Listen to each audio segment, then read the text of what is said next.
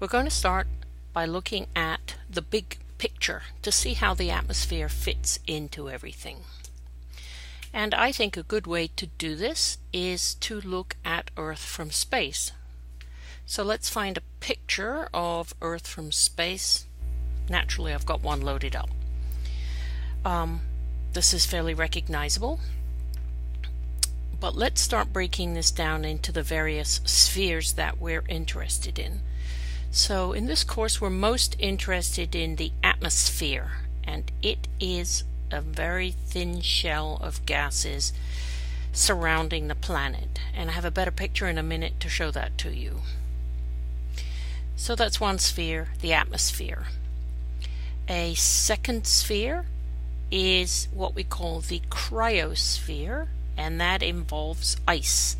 And up here you can see the North Polar ice cap. Probably not much else visible right now. I wouldn't be surprised if around Glacier National Park there's a few glaciers, but you can't see them very well in this picture. So that whole thing is called the cryosphere. Another sphere we're interested in is the hydrosphere, and it involves everything watery. So, Pacific Ocean, over here the Atlantic Ocean, Gulf of Mexico, all the oceans.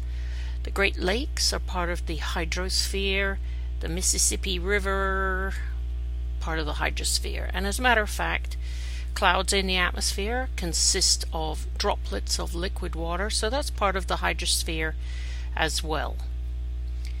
So the three main spheres we're going to be interested in are the atmosphere, the cryosphere, and the hydrosphere. There are a couple of other systems that do matter in the long run. One of them is the biosphere. The biosphere is everything related to or that has DNA. Plants, trees, fish, cattle, humans. That's the biosphere.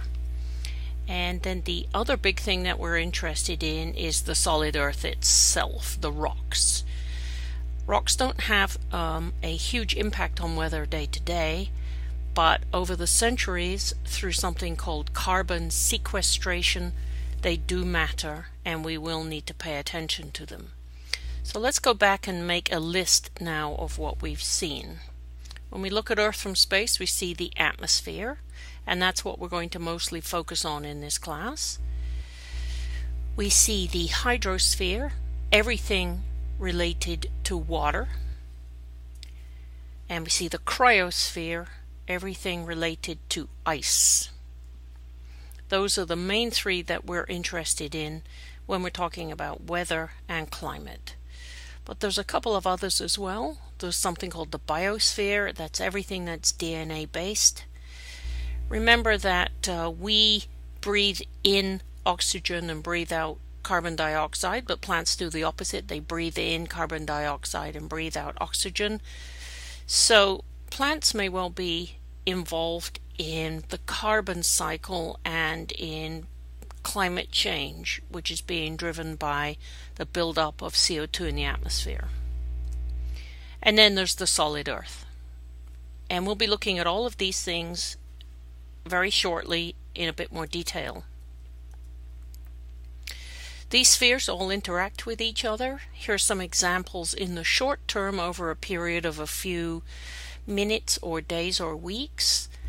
Here's one example. We can have ice. Let's see if I can get this to work. Pen. We can have ice, which is part of the cryosphere, melts, and it's going to run off into the drains if you're in the city, or into some streams if you're in the country, but ultimately out into the ocean. So you have an exchange between the cryosphere and the hydrosphere. Here's another example. You can have water vapor, which is part of the hydrosphere, but it's also in the atmosphere. It can condense to form clouds. Clouds we think of as part of the atmosphere. If we're lucky, those clouds can rain, and then once you've had rain, you're back into the hydrosphere again. So we cannot look at just the atmosphere. We have to be aware of the hydrosphere and the cryosphere at the same time. Now, there are also some cycles that we want to pay attention to. One of them is the water cycle. The water cycle is very similar, of course, to the hydrosphere. And here we're asking, where do individual water molecules go from minute to minute, day to day, week to week, year to year? This is very important for considering weather and climate. The other cycle we're interested in is the carbon cycle. And again, where do individual carbon atoms go? When we breathe out CO2. So there's some carbon atoms going into the atmosphere. Some of those carbon atoms can dissolve into the oceans.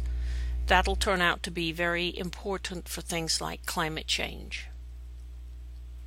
So for the cycles, here are the kinds of things that we need to know. How much water is there in the hydrosphere? How much is in the cryosphere? How much is in the atmosphere? How much carbon is locked up in rocks? How much carbon is locked up in the biosphere? And how long does it take each of these things to move from one phase to another? If you have water vapor in the atmosphere, how long does it typically stay there? Minutes, weeks, years? What about carbon in the ocean? Is that years, centuries, thousands of years? We need to find all of that stuff out to fully understand how the Earth system works. Here's a good example, and we care about this in the atmosphere. How exactly does water change from a vapor to a liquid? How does condensation work?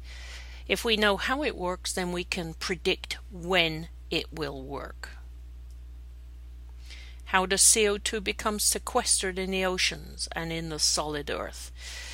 A large number of people care about that very much because it's related to the climate change issue. If we can take atmospheric CO2 out of the atmosphere and sequester it in deep rocks, then we may be able to avoid climate change issues.